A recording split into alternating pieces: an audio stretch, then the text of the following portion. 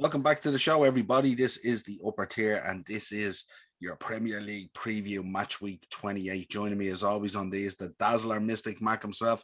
How we doing, Darren? All good in the hood. All good in the hood, pal. Good. I'm feeling a little under the weather, feeling a little bit pale and a little bit fluey and all, but still testing negative, and that's the main thing. But we'll get into these matches anyway. So starting off, lunchtime on Saturday, Leicester City versus Leeds. Yeah, that's going to be a baptism of fire for El Jesse Marsh, isn't it? I suppose Leicester really hit form there against Burnley, didn't they? Looked much better than they have in weeks. Tidy at the back, control the midfield, and getting Vardy and Maddison on together at the end was huge for them, you know. Yeah. I think Vardy's been a big miss, hasn't he? Absolutely, yeah. You know, like I know you talk about the defensive side of things for Leicester and stuff, but if you're a guy like Brendan Rodgers, defence starts from in the attacking area of the pitch, you know, and when you don't have Vardy that's, you know, hunting guys down and hassling and harrying, the ball can get through that midfield a bit too, or to the midfield a bit too quickly, and they can start kind of, you know, picking you apart. So I'd say he's going to be delighted if he can get him back and get him starting the weekend. Leeds, you know, it's hard to know what we're going to see, obviously, after Bielsa's exit. How much time has Marsh had to, you know, kind of stamp his authority and his style on things. It'll be interesting to see how they look. Do they look more solid? Obviously, because if you're for my money, I have to say now, if you want to keep Leeds in the Premier League, you're going to have to start shoring things up a little bit at the back. That might mean you don't create as many chances, but listen, you can't just keep going and conceding goals the way they are at the minute. Yeah, especially against an attacking side like Leicester as well. Like, you know, the boy Harvey Barnes, you've got Vardy, Maddison, Tielemans, Daka. Like, there's goals from everywhere in that Leicester side. I'd say there's as much goals in that Leicester side coming from all angles as there is in any other team in the league. You know, and they can all score goals. You see the boy Ricardo Pereira picks up a few, and you know they all chip in with goals, which is obviously great.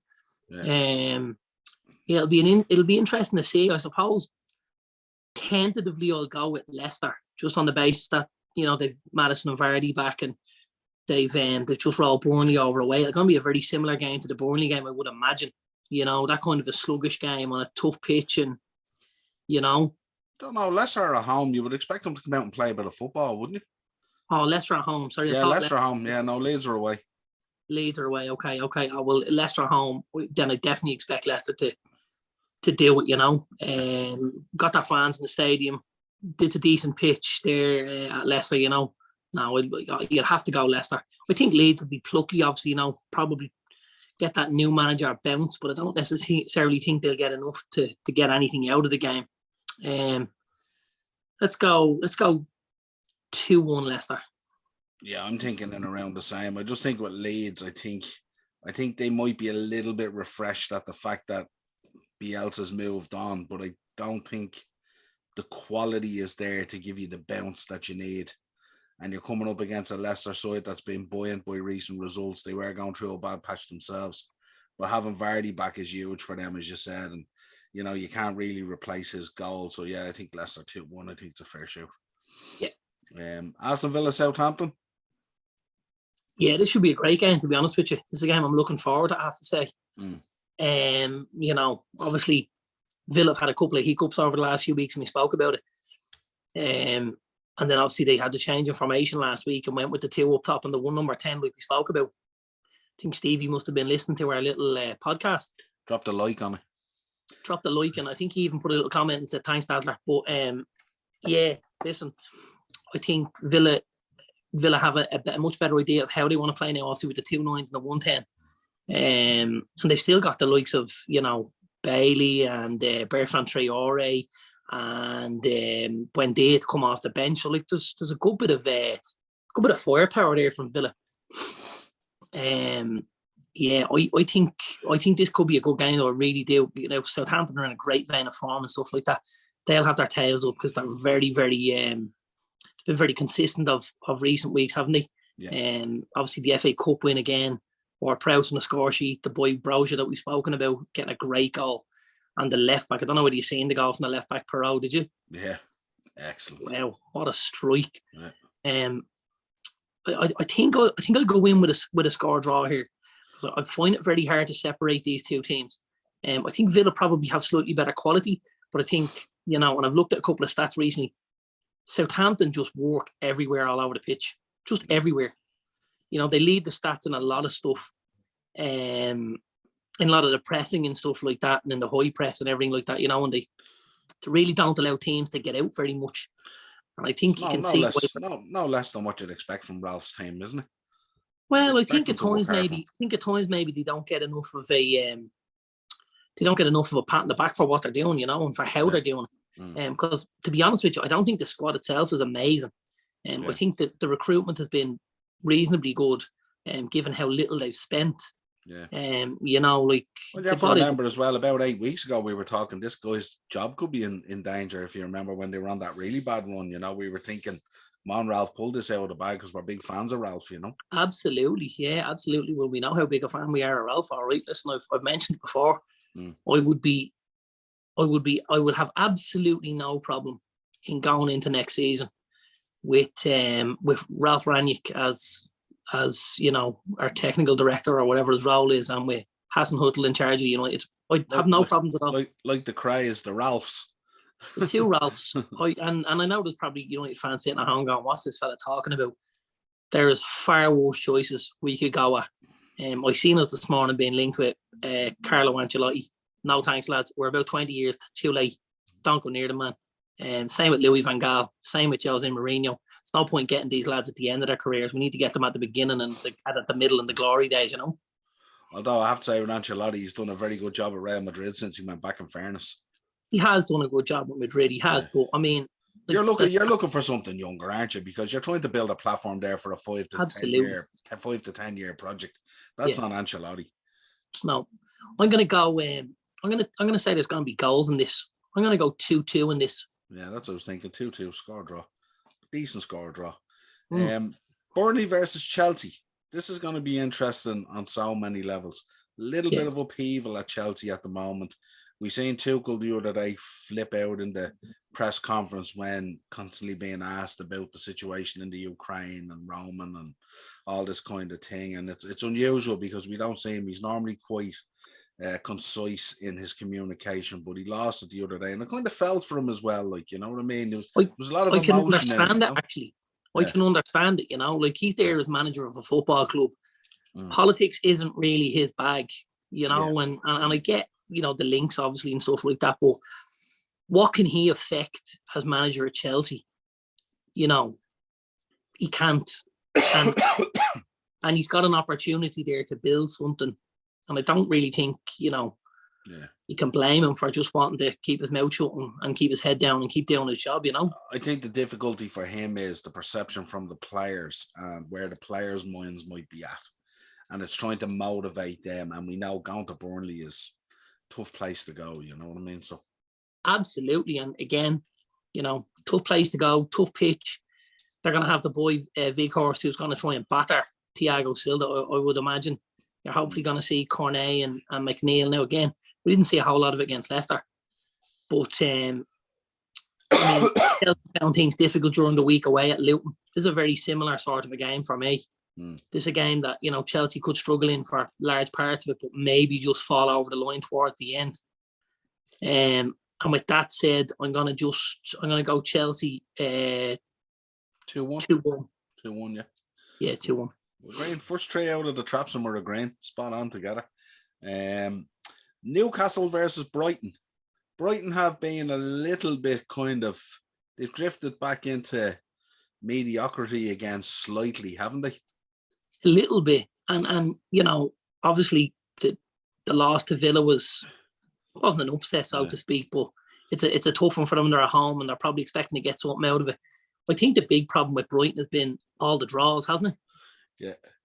You've got to turn them draws into wins, or and because if you can turn 2 or 3 of those draws into wins, all of a sudden you're 6 or 8 points up the league, and you're really looking around at what's beside you rather than looking underneath you thinking, can these boys catch us? Now listen, I think they're safe.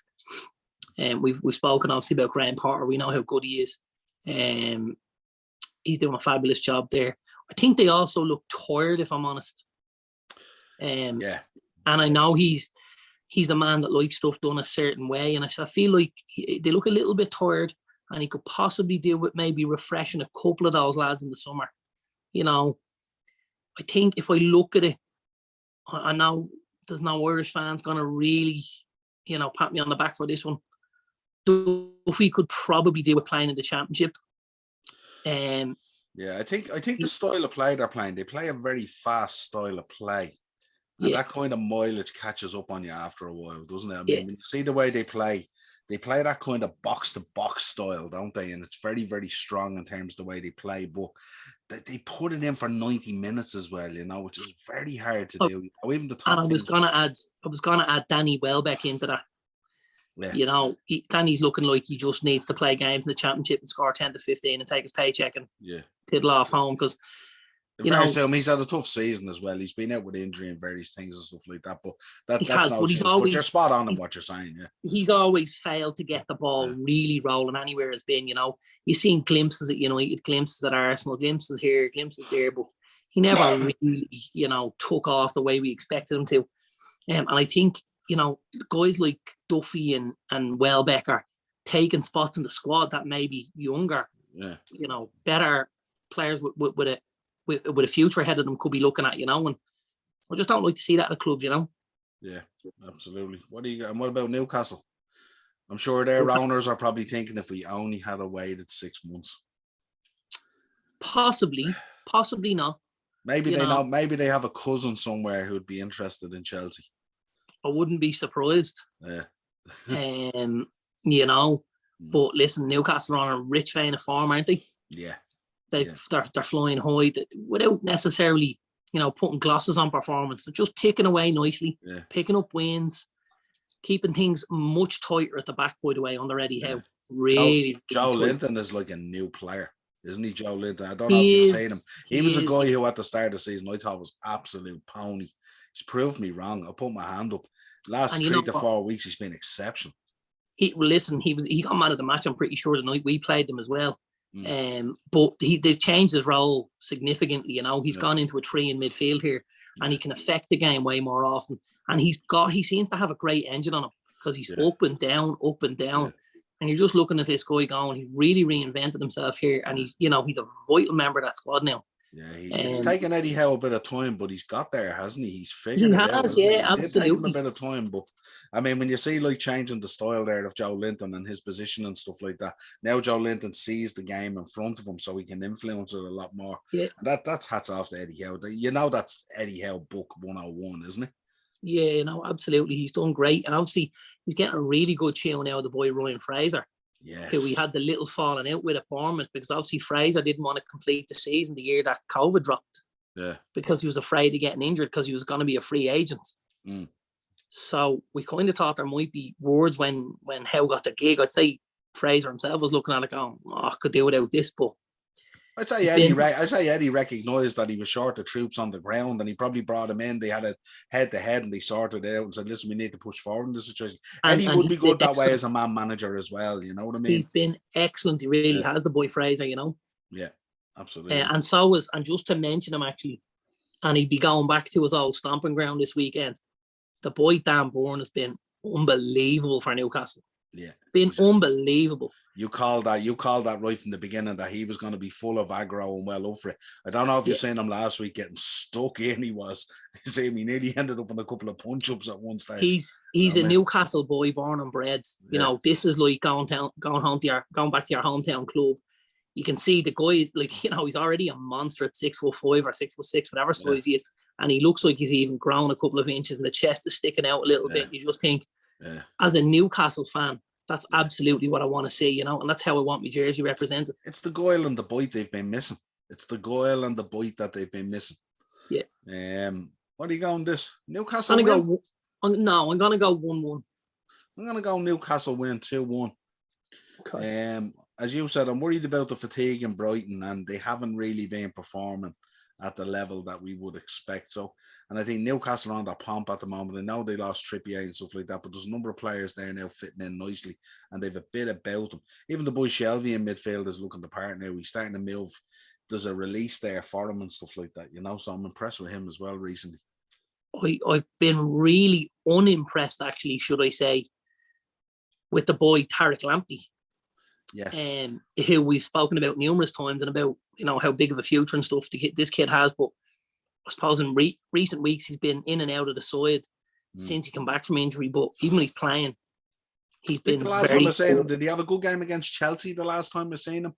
That must be what, 5-6 weeks ago, I think, is it? At least. He played well. He was torturing Chelsea on the wing there for a while. In that game. It's probably the last time he had a decent game, actually, if the truth be known. I think the boy Cucurella on the other side does a great job week in, week out. He's one of them solid lads every week seven, Yeah. But Lamptey is it's dipped off a little bit for me. And I really want to see him return to form. So I'm hoping we get that this weekend. Let's see. I'll go Newcastle 2-1 anyway. Let's see, can the Geordies keep it going? Norwich versus Brentford. This is a pivotal game, isn't it, in our bottom of the table situation? Absolutely. Norwich can't buy a goal, although they got one against Liverpool. Well, they did, and that was with an awful lot of changes as well, wasn't it? Yeah, I think once the boy Sargent came on and Henderson went off for Tyler Morton, I think it changed the whole dynamic of the game. We kind of gave up our midfield a little bit, and when Sargent comes on, he's kind of influential that way, He's a smashing little player, I have to say. Yeah. Really, really is. Puts a great shift in. I expect to see we'll probably see 11 changes for Norwich, I would imagine, from what went out the other night. It was very much their second side. And I think when we see the changes, I think it'll really reinvigorate them this weekend. And I think they'd have the heavy pencil under this one. And they'd be thinking, if we have any chance of staying in this league, we need 3 points out of this one. Brentford at home is exactly where we need to pick up these points. And to be honest with you, I don't think Brentford, I think if Norwich play the way they can, I don't think Brentford will live with them for too long, because Brentford have been very, very poor recently. Yeah, again, the whole start of the season kind of pittered out for them, didn't it? And they've been on a poor run, and Ivan Toney's been pretty poor. Christian Eriksen kind of hasn't come in yet. I think he's had one substitution appearance or something like that. But I think for Brentford, they've lost their mojo somewhat, so to speak. But then I look at Norwich as well, and I think, where are the goals going to come from? I know they've scored one or two, but the likes of Pukki up front is disastrous. I think he's a passenger. Oh, he is, and you wouldn't have looked at it at the start of the season and thought the boy Adam Ida was going to be a massive miss for them. Yeah. But he absolutely is. His work rate is phenomenal. Obviously got the score sheet a couple of weeks ago and started to get the confidence up and stuff. I actually think he's a smashing footballer, the kid. I really, really do. I think for a guy who's not scoring enough goals yet as a striker, his all-round play is unbelievable. His assists are good, and he has an eye for it, doesn't he? Yeah, but I mean, he's even able to, keep two centre backs busy and try and create space around them for the wide players and stuff like that. I love when he runs the ball into the channels and he drags players away and stuff like that. Where I think with Pukki, he's just so one-dimensional. It's just pick up the ball, put the head down. He doesn't even look at the goal, and he shoots and the ball's in the car park. It's madness. Absolutely. It's madness to think that he could be a centre forward in a Premier League side, regardless of your position in the table. I think you're probably going to see him 5 or 6 times the next 10 games, and that'll be him done as a Premier League player, won't it? I would have thought so, yeah. Absolutely. What are you going for here? 1-1? I'm going 2-1 Norwich. 2-1 Norwich. Yeah, I think Smith has done a decent job since he's gone in there. I like the boy Sargent. The boy Rashka's not a bad footballer. There's a couple of decent. They've obviously got Max Aarons and Brandon Williams on the wings and stuff like that. The fullbacks, they'll do all right, Norwich. I think they'll beat Brentford. Yeah, I'm not sure with Rashica. Did he get a knock last night? He came off in the Liverpool game, didn't he? He did get a knock. He's an influential player for them. Yeah, he is. I think it was as much about making sure the knock didn't turn anything into anything more severe. But okay, for the weekend then. Yeah, I think so. Yeah, I'm gonna go with a 1-1 draw. I don't know. The thoughts of Norwich scoring 2 goals in the game. It's just, for me, it's a stretch, but could happen. Wolves versus Palace. Another good game of football, isn't it? Cracking game. We're in for a festival this weekend. Like when you think about, like Newcastle Brighton's going to be a good game. Leeds and Leicester should be a good game. Southampton and Villa, good game. Great weekend of football. Palace and Wolves, another good game. I'm glad I'm not in the last man standing because a couple of these games are tough to call, Yeah. Listen, Wolves are home, looking to pick up points and trying to stay in touch with that top 4, I suppose on the other side of it, Palace go from a good performance to a bad performance, from a good one to they maybe haven't just got the consistency I'd like to see from them. Although the consistency for me seems to be in the results rather than the performances. Yeah, I think at times they've played well, but they just haven't been able to put that final touch to it. Zaha at times is flattered to deceive. Yeah. And I think at times, I think we seen it, was it last week or something, where they clicked and they started scoring some goals and they looked really good. And I think if they can bring that form, plus they should be buoyed by their draw in the FA Cup as well. They got a good draw in the FA Cup there as well. Absolutely, they did. Yeah, you're right. But Wolves isn't an easy place to go to. No, but Wolves the other night as well. We both spoke about it. They looked a bit tired, didn't they? Yeah, I think Bruno Larga, he's done a great job. Yeah, but I think week to week, you could pick that team every week. He makes little or no changes at times. And I think maybe, with the likes of Moutinho and stuff like that, I know sometimes he changes him out for Dendoncker, or they'll play 3 in midfield maybe to make life a bit easier. But I do think it's a very small squad they're working with there. Yeah. And I just think maybe that's catching up with them a little bit. I think they're being very impressive, Bruno has, in terms of maintaining their position there and keeping them competitive, considering they lost Neto for most of the season, and also with Traore's gone off to Barcelona, and we know that Jimenez wasn't really firing most of the season. Oh yeah. And Moutinho in midfield was out injured for a while as well. So I think he's done an excellent job there. He's done massive players for them. He's really, really done a fantastic job. He has, Neves was out as well, wasn't he? Neves missed a couple of weeks as well, didn't he? Missed 4 or 5 weeks. Oh, he definitely didn't miss that much. I thought he missed 4 weeks, and did he not come back? Was he not back then for the United game or something? No, he played the weeks before that. Oh, did he? Yeah. But listen, he's done smashing. I just think again they look like a team that 10 games from the end of the season, they're going, we're safe. Unless we pull an absolute rabbit out of our arse, we're not getting the Champions League spot. Yeah. And this is getting tougher and tougher week on week because he's playing less and less players, because he feels like he's in it to a degree. Yeah. So, I think this will be close. I'm going to go Wolves 2-1. I'm going to go to flip. I'm going to go Palace 2-1. Okay. I think Palace will be buoyed by their performance last week. Should we all run and back the draw now? There's a few draws in there this week, isn't there? There's absolutely, 3 draws, big money. People will have to tune into our Beat the Bookie episode to see what comes out of that. It's going to be very, very interesting. Indeed. I'll give you a little teaser. Willock is mentioned in one of the bets for Newcastle. So there you go. There's a little teaser for you. The 5:30 Saturday evening, we couldn't pick a better one. Liverpool versus West Ham. Title race on, baby. Yeah. Listen, Liverpool have just been going through the gears recently, haven't they? Please don't put the mockers on this like last time now.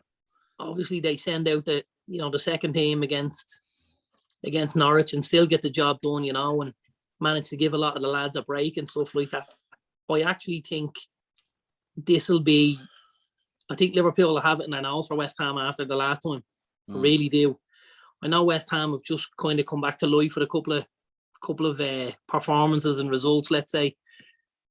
But I see this being again another really, really tough day for the Hammers. Yeah. I think anyone going to Anfield at the minute is going to find life very, very difficult. Good goalkeeper, solid back four. Up top they're unbelievable. Like it's only really in that midfield you could get at them, but that's all dependent on the personnel. Like if Fabinho and Thiago play, it's going to be pretty. It's going to be Liverpool all day long. It's only if maybe you see Henderson or Keita that I feel like West Ham could get a foothold in there. Yeah. You know. Yeah, Moyes will have them fired up as well. I mean, they're still banging a top 4 race as well. But I think Moyes going back to Merseyside as well. You know, don't forget. He's influential on it as well. Yeah, absolutely. Ex United and Everton manager. He should get a good welcome anyway. I did a match reaction for the Norwich game last night, and it was interesting. When we talk about how we played our, like our second team, if you like. Mm-hmm. I looked at a stat there for Takumi Minamino. He's our 7th choice striker, and he has 10 goals this season. He's averaging a goal every 84 minutes, which is basically a goal a game. It's interesting, isn't it? For our 7th choice striker. Yeah. So who have we got? We got Divock, Firmino, Diaz, Mane, Jota, and Salah. Yeah. Right. It's mad, isn't it? Isn't it mad? Delighted to be sending Anthony Martial to Sevilla now. We're screaming for a guy to score goals, like. Yeah, that's mad. But sometimes when you listen to fans and stuff like that and people, they vilify Minamino in terms of like, this guy kind of thing, you know what I mean? Listen. Now, don't get me wrong, a lot of his goals have been in the cups and sometimes in fair opposition, but you still have to score. Still have to score. That's not down to him. Like, if the gaffer doesn't pick in the league games, it's very hard to score them. Yeah, true. Absolutely. Do you know what I mean? Like, and we don't know what his goal ratio would be like had he played in the league. Because you have to remember again, at times when he goes into those cup games, he's playing in a much depleted side and he's still scoring goals. Yeah. I just like the look of him as well. He's a right little poacher, isn't he? If you've seen his goals last night against Norwich, like he's just... Didn't see his goals, yeah. He's just hovering around that 6-yard box waiting on a sniff of blood, isn't he? Yeah. He reminds me a bit like Cavani, but not heading the ball, just on the feet, but just poaching. And I love the Origi's footwork last night for a big lad to get the ball out from under his feet to Minamino for the first goal. I like Origi. I know we've mentioned it before. I can't see him staying with Liverpool past the summer. I really can't. I just think he needs to play games, this kid, because he's whittling away there in the wind, unfortunately. Yeah. And that's not to say he's not picking up a good wage check and he's not picking up, trophies left, right and centre. But I just think when you're his age, you've got to start playing football matches. It's amazing though, isn't it? Klopp seems to find a way of keeping people happy. Strange, isn't it? Because you never hear anyone coming out saying they want to go. We seen it for years at United, didn't we? Yeah. Like at one stage we'd strikers to beat the band. We Cole, York, Sheringham, Solskjaer. They all played on rotation. They all got 20 a season, and you were just going, how's he doing this? Yeah. And it didn't matter who we put in at what stage. They would always step up and take the opportunity. Well, you know what helps it? If you remember, United back then would always be fighting on 4 fronts as well. So there was always plenty of games. Plenty of games. And that's what made the difference. What are you now we fight amongst our fans. How times have changed. Hey, that's the way it is, the circle of football doesn't be long coming around. What are you thinking in this one? 3-1 Liverpool? Yeah, 3-1's all right. Yeah, I'll go 3-1. I'd love to see Luis Diaz bang. Sunday, Watford versus Arsenal. Again, another huge game. Yeah, I suppose Arsenal really got out of jail in that Wolves game, didn't he? Unbelievable. You're kind of looking at that and you're thinking, Jesus, I don't like the look of this at all. Because obviously with minutes left, I was thinking, great, this is 3 massive points they're dropping for us. Yeah. Then they get the equaliser and you're thinking, all right, they're still dropping a couple. Then they scored the winner and you're just thinking, right, where's the whiskey? Always drink responsibly. But it was tough to take, I have to say. And looking obviously at Arsenal, they do seem to be gaining in a little bit of confidence. They do seem to be gaining in a little bit of belief, which obviously Mikel Arteta has kind of instilled in them. I still feel, and I'll say it again because I've said it every week, I still feel at times they're going to be short of goals. Now, I know they managed to get out of jail against Wolves, but I don't feel like they're going to manage to do that every week because I think they're heavily reliant on their midfielders for goals. And certainly not with Lacazette. No, so with they're looking to share the goals around in between them. And if a couple of players have an off day, all of a sudden they don't fire on the cylinders and there's no goals gone in. Yeah, and I think that talk of you saying they're sharing the goals around, I don't think it's by design. It's kind of by default, more so than design. You know what I mean? Because they they do have guys up there, but the likes of No, Lacazette you've seen Saka and Smith Rowe and Odegaard all get on the score sheet recently, and maybe Martinelli before he got injured and stuff like that. And Lacazette obviously pops up with the winner the other night, and you're just going, "Jeez, of all the people like Lacazette." That's what I was thinking. If I was a Wolves player, thinking not only did we burst it away, but we burst away to Lacazette, who's a guy who just hasn't been in form at all. Like. No. Watford, listen, they'll be buoyed by the result they got at Old Trafford last week, but they should have been on the end of an absolute hiding, really. Yeah. 22 attempts at goal, 3 on target. Foster made a couple of saves, but he wasn't tested to the degree that he should have been. I can't see them being as bad this week as they were last week. And I see them creating more than maybe they created against us. I know Arsenal have been quite good this season at the back and stuff like that, but we're feeling Watford could get on the score sheet this weekend. And if they do, that's going to make the game a little more difficult for Arsenal. In hope, more than anything, I'm going to go 1-1. I'm going to go 2-1 Arsenal, because I think Arsenal have to lay down a marker. This is probably their last kind of, what would you call it, easy fixture. If you look at their games in hand, I think their game in hands are against Spurs, yourselves, and us. I think it is, as far as I know. I think it's Spurs, ourselves, and us, or it could be Spurs, ourselves, and Chelsea or something. Spurs, I don't know, but they're tough games. They're 3 games in hand that you're looking at and you're going, no, if you get 5 points out of that, you'd be really happy. Thankfully, yous will beat them and we'll beat them. But yeah. So I don't think Spurs will do us any favours, will they? I wouldn't thought so based on that FA Cup performance. Anyway, those boys looking like, I don't know, Harry Kane staring into another trophy cabinet empty again for another season. Not good, Absolutely. Yeah, I'm going to go 2-1 Arsenal. I think they have to keep the heat on, and this is a fixture where they have to do it. They would expect to go in and get 3 points out of this. I think they are buoyed by the results lately. I think, as you said, at the back, they're very strong. I think Ramsdale and goals has been a revelation. And I think, something, the likes of Smith Rowe and stuff like that, he's probably due a couple of goals at this stage. Partey will be back in there, I'd imagine, and Xhaka, and also, we'll see what happens, just letting the mascot out there. So after coming in, say hello. 2-1 Arsenal. Massive fixture, 4:30. We're going to be doing a preview for this, the Manchester Derby, City versus United. I'm going to go on the flip on this. I have a sneaky feeling about United in this one. Listen, it would be an unbelievable result, not only for you guys, but for us. We've flattered to deceive a little bit recently. A lot of the play has been very, very good, but we haven't maybe had the substance of goals to add to that. Great result away in Atletico. You think we'll keep that moving, and then you've Watford, and you've 22 attempts, 3 on target, and you're out of there after dropping 2 points, and you're just thinking something's got to change here. I see he's going. Well, I read earlier on that he's going to go in with Ronaldo again, and I just feel like it's so difficult when we're going into games with Ronaldo. We really are at a disadvantage. It's almost like playing with 10 men. You're just hoping he crops up with a header, with a penalty, with a free kick, with something, with one of those moments that can give you something. Because other than those moments, maybe, he's not giving you enough over the course of a game to warrant a spot in the team.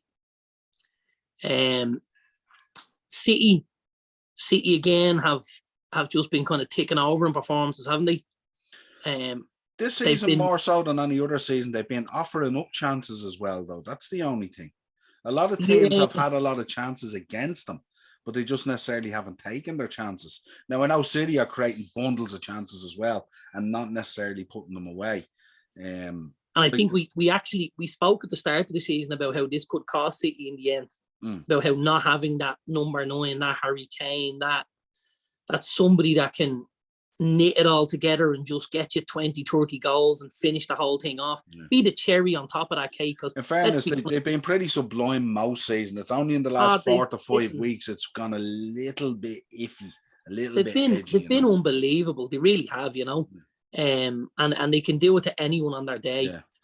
Because even the 1-0s and the 2-1s, they've been in such control of the games. Yes. You know what I mean? It's not like it was 2-1 and they were pushing to get out of there, clinging on.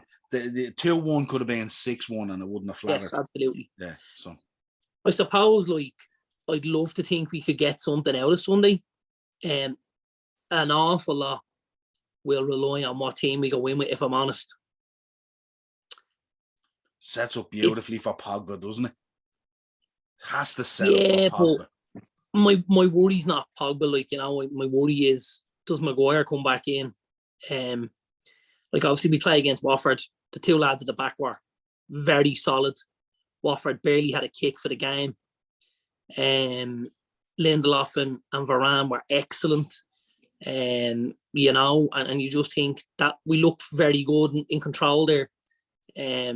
Obviously we were missing McTominay and his kind of bite and drive in the midfield there, which would be good to have him back hopefully on Sunday.